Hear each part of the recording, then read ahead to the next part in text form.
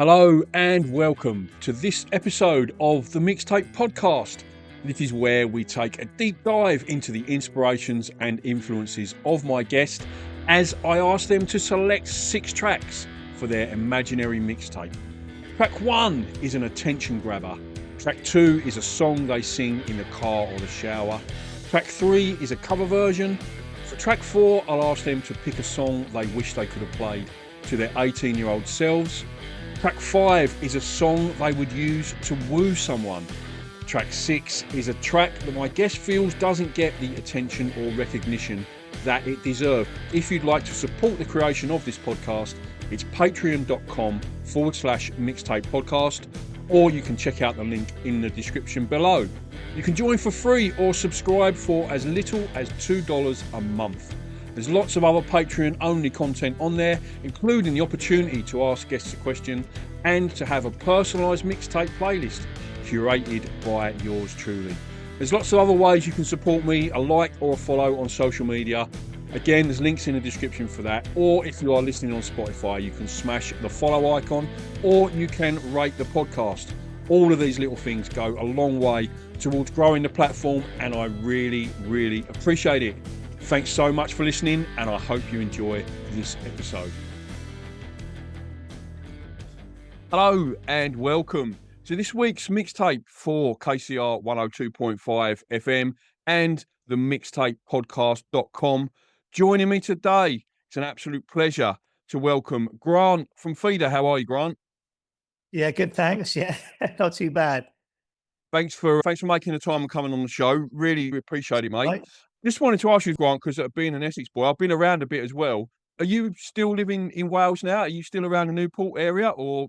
No, I moved away from Newport like many years ago. I've been living in London for 35 years. Ah, okay. Obviously I knew John from bands when we were younger and stuff like that. We were in like various bands and pub bands and stuff, and we got friendly, ended up in a few bands, and then we ended up being Feeder after many different sort of like attempts at various things. And then I got John to move to London, and that was really where, although we used to rehearse in Wales a little bit in this old cow shed because it was cheap. We used to go back to Wales and rehearse in this freezing cold cow shed of all places. That was when we first started. Then we met like Tucker maybe a year or so later. We'd already done a few shows under a different name. We were a 3-piece. And then it all went from there. But I suppose before the internet and all that sort of stuff, it was very hard to get like notice if you were living in Wales, unless you were very lucky. Mm. So most bands used to spend a lot of time in London or move to London, even like the Manic Street Preachers did. They didn't move there necessarily, but they were doing a lot of shows there. Because in those days, it was very hard to get noticed in a small town. Yeah. So to answer your question, I basically moved away from Wales when I was about 19 or 20. The reason I asked, because I used to live in Rogerstone as well. Rogerstone, Yeah. A friend of lived. Yeah, I used to work there. I did some work there for about a year or so back in the early 2000s. Yeah, great times. They were great times. Yeah, I just thought I'd mention it anyway. What I want to do, Grant, is go back a little bit. The very first time I saw you live was V98 festival. I don't know if you remember playing that festival at all. Yeah, it was a cracking lineup. I think Stereophonics were on the same day as you as well, and you were on quite early. And I remember hassling my mate to get there nice and early because I wanted to see. I think you were on like second or third on the main stage. So anyway, back in the really early days of my podcast and radio show, when I interviewed people, I used to pose them the same dilemma that I have on that festival. When you get like a lineup clash at festivals and you have to choose. Well, on the first day of that festival, the headline clash was the Verve, who were headlining the main stage, peak urban hymns Verve, just about to break up. It was quite well publicised that was going to be, I think, their last but one gig. And then headlining the dance tent was James Brown, 74-year-old, whatever, James Brown. So it was something of a dilemma for me. And I always used to ask people, if they were in that position, what would they pick? Just by way of validating the choice that I made on that day. It didn't go that well because not a single person chose the choice that I chose. So I'm going to put it to you, Grant, as someone who actually played that festival, what would you pick in that scenario? And yeah, it's like a tough call that. Obviously, I like the Verve, but probably James Brown, just because how many times did you get to see James Brown? Although we actually did a charity festival for the I can't remember, was it one of the tsunami gigs or something? And James Brown was on the same lineup as us. I didn't get to meet him. So we did actually see a little bit of him actually play. So I have seen James Brown, only very briefly. But yeah, I'd probably go with James Brown, although it's a difficult choice. What was your choice? The Verve? Yeah, I chose the Verve. I was there with my best friend, and he chose James Brown, and I chose the Verve, and then we met up afterwards, and we both said it was the best, one of the best shows we've been to. That was amazing. Like that Verve show was incredible, and I hate that at festivals though. It's such a nightmare when you get that. It's one of the worst things about them. You know that V Festival that you on about? '88 was it? Yeah, Was that when Foo Fighters were playing?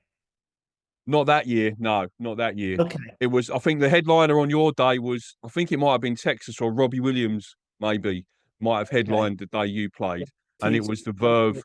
The lineup on the main stage, because I was there all afternoon on the day of the Verve, it was like Seahorses, Chumbawamba, Lightning Seeds, Green Day, and the Verve. Yeah, it was amazing. It was one of my sort of very first festivals, and yeah, it was a fantastic That was one lineup. of the first times that we did it, because we did it after that, and we had and it was with Coldplay headlining on the main stage. I think it was. I'm sure that was V Festival, and we had a blinding gig. We were headlining the second stage, and we thought, "Oh Yeah, my god, it's gonna be a Coldplay are on." But yeah. because of the time, we went on a bit later, so Coldplay finished, and we already had a good audience, and then all the Coldplay lot all came to watch us. So we had this massive audience at the end. Oh, It's just excellent. That was 2000, I think, because it was Foo Fighters and yeah. Chili Peppers were on one night and Coldplay were another night, if I remember rightly. Yeah, I think it was. I think it was like, was it Comfort and Sound kind of era? I think it was. Yeah. Yeah. Yeah, no, cracking festival. Obviously, you probably tell from the accent, and I'm from Essex, so I was literally just up the road Yeah. from Highlands Park. Yeah, so You it was a good one. understand? That yeah, it was favourite festival. Okay, so the reason we're here, Grant, you're coming to Australia April this year, kicking it off in Perth, 5th of April, 6th Adelaide, 9th in Melbourne, 10th in Sydney, and the 11th in Brisbane. It's the phoenix.au for tickets for that one. Has it been a while, Grant, since you've been to Australia? Yeah, it must have been. So I think it's about 14 years, which is a bit Wow. too long. I don't know why it's taken so long to get back. It is a long way to come, and obviously it costs a lot of money for bands to come over there. And Mm. we have been trying, and I really pushed it. I said, "Look, can we go back to Australia? Because every time we've been there, we've had a great time. We toured there with Muse. We did the Soundwave Festival. We did a few of our own little shows as well. It's just a great place to play. A really nice place to visit as well. Nice people, laid back, as you probably know, but it was really, really good. Oh, and also I think a lot of Aussies sort of their kind of guitar bands as well. You mentioned Soundwave there. Unfortunately, that's no more that festival. Same as Big Day Out, You know, and a lot of them, like we're struggling at the moment with festivals in Australia. They're really having a hard time, like financially, I think, and shame, isn't it? ticket sales are quite tough. But yeah, with the new album Black Red, Grant, talk to us a little bit about some of the songwriting inspirations and influences behind that song, and how it's part of a trilogy from your last album. Yeah, all that stuff was written out during lockdown. It was a very weird time for everyone, and we had to stop gigging. It was just a horrible time. And after about sort of 6 weeks of not knowing what to do, I got back into kind of actually writing some songs again. I thought, look, I just write, and we'll get back in the studio at some point. And yeah, the songs just poured out of me. So really, these Pedo and Black Red, which is like a double album, it's almost two albums in it. I say double album, but if you took those two CDs, they're almost like standalone albums in their own way, which is why I call it like a trilogy. But they were all written. There were some songs written just before lockdown, some during lockdown, some afterwards, and it's been quite mixed up actually. What's ended up on each? They definitely feel like there's a thread there holding them all together. That's why it was important for me to sort of present that body of work and not wait for the next one. I want them to be in the same package, if that makes sense. But yeah, it's a usual process. I tend to write a lot of stuff, usually sat here in my kitchen on acoustic guitar normally, usually around this time of night, and just sat around with a cup of tea or whatever. But yeah, doing a double album in this current climate is quite old school and quite brave. But we're a sort of band, we've been around for a long time. I'm very lucky that we still have a lot of drive. I still write a lot of songs. Sometimes the inspiration's not always there, but somehow I've managed to just keep it going. And maybe that's a combination of what's been happening in the world, what's happened in my life. I didn't have kids when I wrote the first like three albums, and that changes your whole perspective on things, doesn't it? It gives you more to write about. I've experienced a little bit more in life as well. So that all helps, especially on lyrics and stuff like that. But it was the usual process. We're a song-based band. We always have been. So always have been about the songs. And that's what we do. And I think Black Red's a good mixture of like classic feeder. There's some heavier stuff on there. There's some anthemic stuff. It hopefully ticks a lot of boxes for people that like what we do. you answered my next question there, but I'll Yeah, I'm go good there at anyway, just in that. case you want to expand on it. But what I was going to ask you, Grant, was probably, what is it, 28 years since your first album? Like, how do you feel as a band and you as a songwriter has sort of developed and progressed in over that time, mate? You know what? It's gone so quickly. We've never really stopped, apart from when we did a couple little projects. It took a little bit of time out. I did a solo record that wasn't planned. I was writing for somebody else. I just got very attached to it and I just put it out. And Taka was doing a little side project. So it's a good time for me to do something then while he was busy. I got really into that and it took a little bit longer than planned to get back into Feeder. But anyway, I think it was good for us all to have that little break. But apart from that, we've never stopped. We've always been quite consistent, putting albums out every year or two. I think I've learned a lot. We've been going for Feeder started probably over 30 years ago, but as sort of people know Feeder, it's about 28 to 30 years, whatever it is. I think I know what I'm doing a bit more now. Obviously, I'm not a 20-year-old, and maybe I approach things a little bit differently, but I would say we still have that passion and hunger we had even now than we did when we started. And that's maybe why we're still going.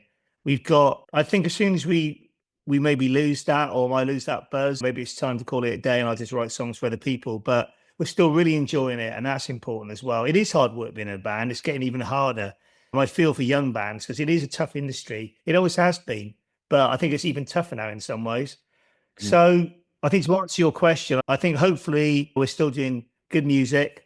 We're making music that we believe in and that we like ourselves, and we just hope other people like it. That's the best way of making music. And that took me a long time to realize that. You can't make music for other people all the time. You have to make music that you think is good. And then when other people connect with it or like it, that's a plus point. It's all about that. But it took me 30 years to realize it. Absolutely. That's a conversation I have a fair bit on the show when I talk to people. And the last interview I did was with a Perth artist, and it was the second time I'd interviewed her. And the first time she was talking about how she was moving away from country and trying to be a little bit more grungy and a little bit more edgier and stuff like that. And then when I interviewed her 18 months later and I said to her, is that still the sort of the area you're going for? She was like, no, she said, I realised I was trying to fit into a Triple J, sort of be that and do what they want and not pleasing myself. And that was not the way to go as a creative. So for her to pick up on that at such an early stage in her career, I thought was brilliant. Like you say, it took you nearly 30 years to realise that. I mean, we've never really compromised. We've been quite lucky, but what I mean by that is I think that, you know what, I think anyone that knows anything about the band know Feeder. We've been quite lucky because I tend to write, it's not one thing with Feeder.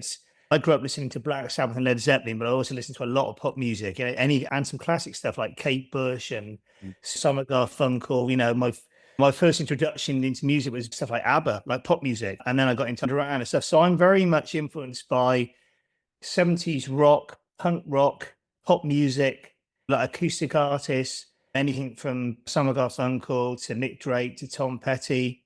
And it's all in, you can hear it all in Feeder's music. And I'm not ashamed to talk about my influences because that's what made me get into music and that's what made me want to be in a band and play guitar and stuff. It's just how you take those influences and make them your own, I think. And everyone does it. It's just how well you do it. Yeah, absolutely. Perfect segue, Grant. Thanks for that. Into your mixtape track choices, talking about your influences and inspirations. Right. So for track one of your mixtape, Grant, I asked you to pick an attention grabber, mate. What track did you pick for that? Okay, listen, I did this list like very quickly, and if you asked me to do another one now, I'd probably do a different one. But these are ones that these were very spontaneous. Yeah. I've got my Beastie Boys Sabotage. Oh, nice! Absolutely love that. Grabs you, that track. It's just a great track, and it's timeless. It's just a great sounding track. And I love Beastie Boys, but this particular one, it's just that crossover into rock. Just a great riff, and just like all the bass parts on this, just amazing. All that distorted bass. First time I heard it, I was like, that is an absolute banger. So that's a fantastic choice, mate. And that riff as well, if you don't know the Beastie Boys, if you hear it for the first time, you think it's a rock song. Do you know what I mean? Because it's got that classic, like, sort of guitar riff intro, and then, boom, the rap starts. Yeah, that's a great choice. Really good one for an attention grabber, mate. Yeah, it's superb. What I do on the radio show, Grant, is I'll be dropping the tracks in between as we are chatting. on the podcast or the YouTube channel, if you're listening there, there will be a link in the description below to Grant's mixtape track choices in the form of a Spotify playlist as well, if you want to drop in and listen to the tracks as we go there. All right, track 2, Grant, is what is a song that you sing in the car or the shower, mate? So I was torn between two. My first choice is just like an obvious one that everyone, it's such a great song, is Free Falling by Tom Petty. It's just a classic. And I was torn between that and Boys of Summer. They're both just classic songs and they're timeless. And you can love that sort of genre of music or not, but just like great songs. Actually, Boys of Summer apparently the music was written by Tom Petty's guitar player. And he apparently, it's a true story, but he was in the car with Tom Petty, I think, or he played it to Tom Petty and Tom Petty liked it. He said, yeah, I'm not sure. So he gave it to Don Henley, whether Tom Henley wrote the lyrics or whatever, but it was basically that melody, that thing. And it became a huge hit. And apparently Tom Petty was in the car with him at some point after, and it came on the radio and he was like, God damn it, I should have taken that song. I know if it's a true story, but that's what I heard. And just, so yeah. Never let the truth get in the way of a good story, mate. That's a fantastic one. I absolutely love that. Yeah. I'm sure that the music world is littered with what could have beens and maybes and songs that were offered that weren't and stuff like that. Yeah. That's a great choice. So great choice. But I just imagine it like Tom Petty and he's like, I was thinking like, you're not going to get away. He was fine. He's written so many great songs anyway.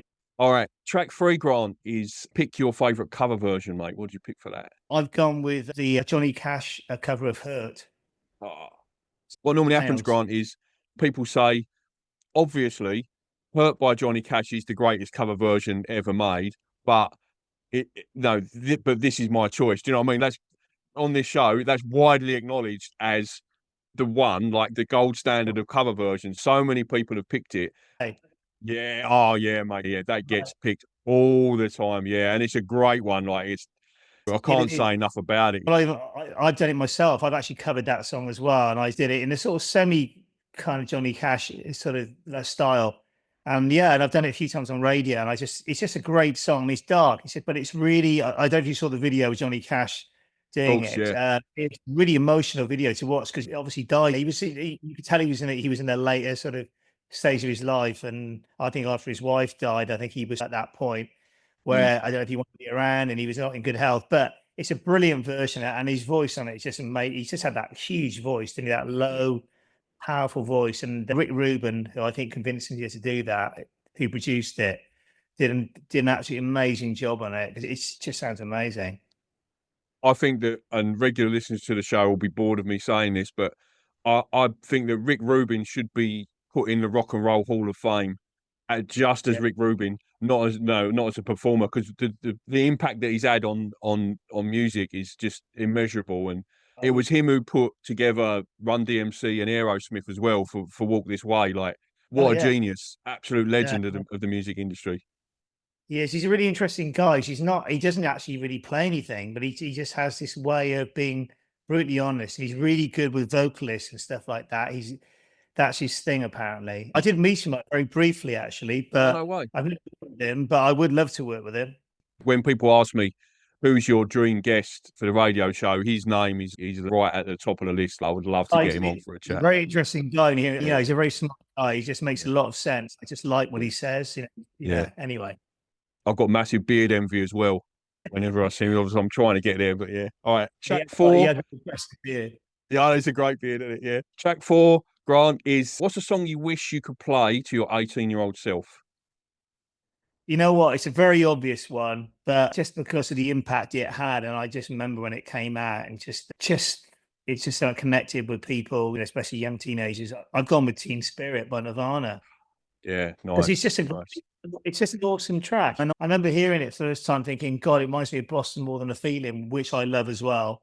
That was almost my choice of the shower song, whatever it was. But it's just a great song. It sounds great. It still sounds great.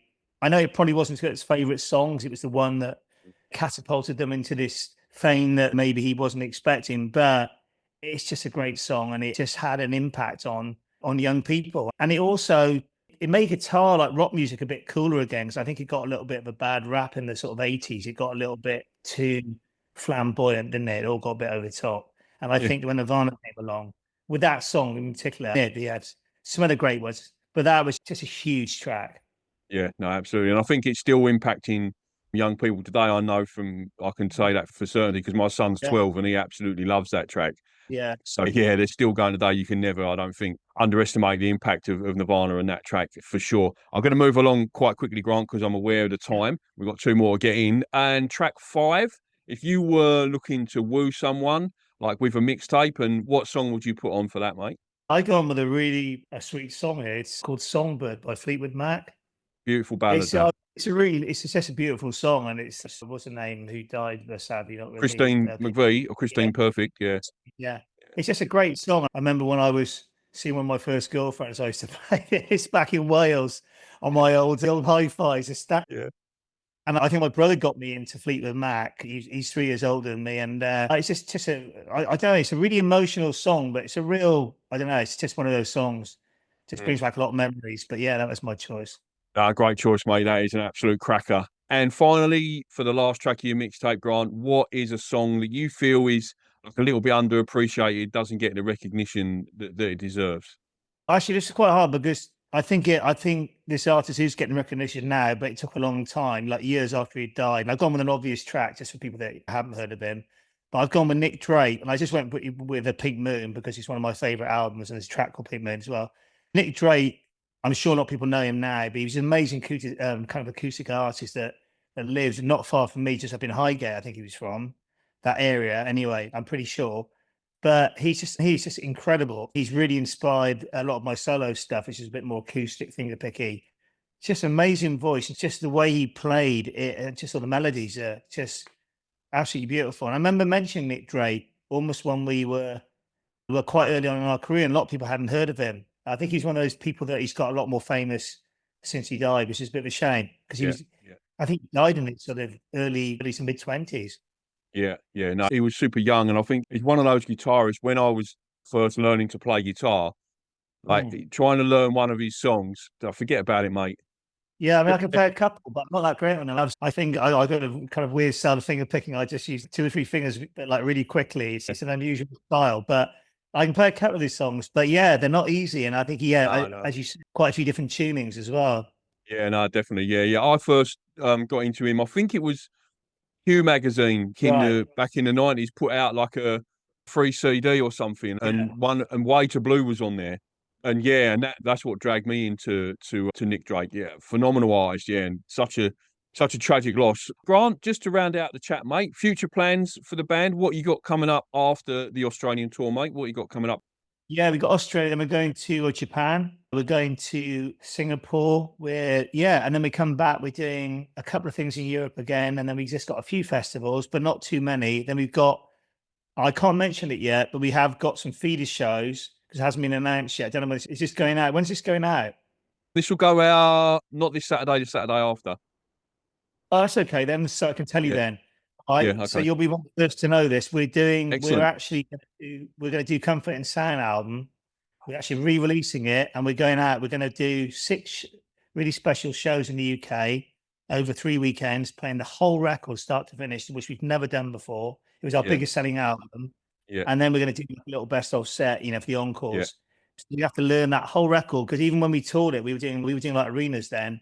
We never played every song on the album. I mean, I think we played maybe about 2/3 of it at the most. So we're going to go back in. It's been remastered. I've reworked a couple of tracks as well. So it's going to come with an extra bonus CD. So if you're a fan of the band, it'd be definitely one to get. Maybe if your old copy's getting a little bit tatty. Yeah, no, for sure. No, that's great, mate. Kick Fade is one of my favourite feeder tracks. So yeah, I'm absolutely loving that. Yeah, I'll get you a copy of it, because it's going to be the original artwork, but we're changing it a little bit, and it's going to be remastered. Couple of rework tracks there as well, and we're going to be putting out all the exclusive B-sides that were around on all those singles at the time as well, so people get to hear those again. Awesome, fantastic, brilliant. Grant, thanks so much for coming on the show, mate. I really appreciate your time. Safe travels down under. I will see you at the Rosemount Hotel 5th of April. And like I said, it's the phoenix.au for tickets for the Feeder Australia tour. Thanks, Grant. I'll see you when you get here, mate. All right, take care. Yeah, mate. Bye-bye. See ya. Thank you so much for listening to the Mixtape podcast. All the links that you will need are in the description below. Link to my Patreon, my guest website and social media, my social media, and the link to the Mixtape tracks playlist as chosen by today's guest. Thanks so much for listening. Until next time.